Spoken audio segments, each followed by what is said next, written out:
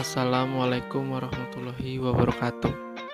Nama saya Wahid Mustaqim dari kelompok 1 dan saya membawa anggota yaitu Ivana Fatimah Zahra, yang kedua Mufaria Asri Sulastri, dan yang ketiga saya sendiri, dan yang keempat adalah Ulfiatul Silmi. Kami akan menjelaskan materi yang berjudul Kebutuhan Dasar Manusia. Dan selanjutnya, materi pertama akan dijelaskan oleh Ivana Fatimah Zahra. Hai kawan-kawan, ketemu lagi bersama saya Ivana Fatimah Zahra dari kelompok 1. Kali ini saya mau menjelaskan konsep agama dari kebutuhan dasar manusia. Yang pertama, ada konsep agama secara etimologis. Berasal dari bahasa Sanskerta. A artinya tidak, gama, kacau, kocar-kacir, berantakan. Agama artinya itu tidak kacau, tidak kocar-kacir, tidak berantakan, atau adanya keteraturan dan peraturan untuk mencapai arah atau tujuan tertentu. Ada juga dari bahasa Latin, yaitu religio, religere, mengembalikan ikatan, memperhatikan dengan seksama. Berarti agama di sini adalah tindakan manusia untuk mengembalikan ikatan atau memulihkan hubungannya dengan ilahi. Kemudian ada juga dari bahasa Arab, yaitu din, berasal dari kata dana yadinu dinan, berarti tatanan, sistem atau tata cara hidup. Jadi, din ini berarti tata cara hidup. Kemudian yang kedua itu ada konsep agama secara terminologis.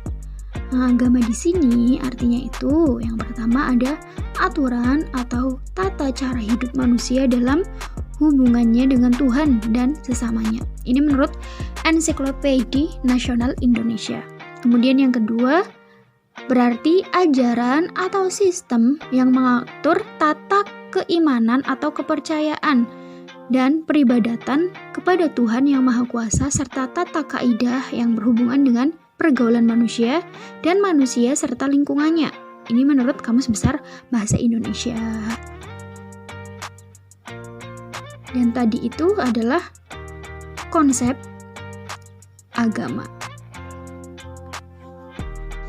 Nah, selanjutnya setelah materi konsep agama bersama saya Ulfiatul Silmi, NIM 2017-102150 akan memaparkan materi tentang fungsi agama, di mana fungsi agama memiliki beberapa fungsi. Yang pertama ada fungsi edukatif.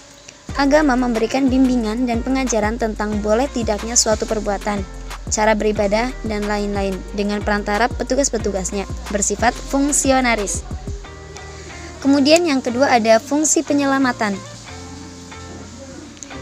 di mana fungsi penyelamatan ini agama membantu manusia untuk mengenal sesuatu yang sakral dan makhluk tertinggi atau Tuhan dan berkomunikasi dengannya.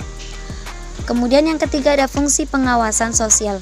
Agama mengamankan dan melestarikan kaidah-kaidah moral yang dianggap baik dari serbuan destruktif dari agama baru dan dari sistem hukum negara modern. Yang keempat adalah fungsi memupuk. Persaudaraan, kesatuan, persaudaraan atas dasar seiman merupakan kesatuan tertinggi karena dalam persatuan ini manusia bukan hanya melibatkan sebagian dari dirinya saja, melainkan seluruh pribadinya dilibatkan. Kemudian yang kelima ada fungsi transformatif, di mana fungsi transformatif di sini adalah mengubah bentuk kehidupan baru atau mengganti nilai-nilai lama dengan menanamkan nilai-nilai baru yang lebih bermanfaat. Kemudian selain fungsi yang tadi saya sampaikan, agama juga memiliki fungsi. Antara lain, yang pertama sebagai sumber pedoman hidup bagi individu maupun kelompok. Yang kedua, dapat mengatur tata cara hubungan manusia dengan Tuhan dan manusia dengan manusia. Yang ketiga, merupakan tuntunan tentang prinsip benar atau salah. Yang keempat ada pedoman mengungkapkan rasa kebersamaan. Yang kelima ada pedoman perasaan keyakinan. Yang keenam ada pedoman keberadaan. Yang ketujuh ada pengungkapan estetika atau keindahan. Yang kedelapan ada pedoman rekreasi dan hiburan. Dan yang kesembilan ada memberikan identitas kepada manusia sebagai umat dari suatu agama. Selanjutnya saya akan menjelaskan mengenai kebutuhan manusia terhadap agama. Untuk menjelaskan perlunya manusia terhadap agama sebagai faktor kebutuhan, ada beberapa faktor yang menyebabkan manusia memerlukan agama. Yang pertama ada faktor kondisi manusia. Kondisi manusia terdiri dari beberapa unsur, yaitu unsur jasmani dan unsur rohani. Untuk penumbuhkan dan mengembangkan kedua unsur tersebut harus mendapat perhatian khusus yang seimbang. Yang kedua, ada faktor status manusia. Status manusia adalah sebagai makhluk ciptaan Allah yang paling sempurna. Jika dibandingkan dengan makhluk lain, Allah menciptakan manusia lengkap dengan berbagai kesempurnaan, yaitu kesempurnaan akal dan pikiran, kemuliaan, dan berbagai kelebihan lainnya. Yang ketiga ada faktor struktur dasar kepribadian. Yang keempat ada fitrah manusia.